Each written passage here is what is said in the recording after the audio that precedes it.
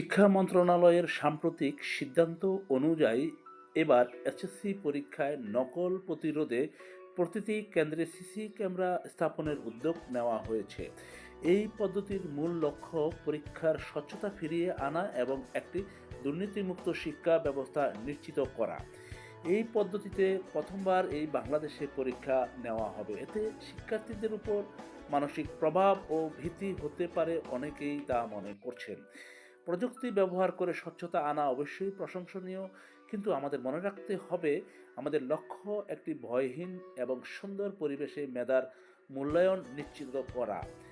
যন্ত্র যেন মানুষের স্বাভাবিক কর্মক্ষমতাকে দামিয়ে না দেয়, নীতিপণে তাদের কাছে এটাই আমাদের প্রত্যাশা।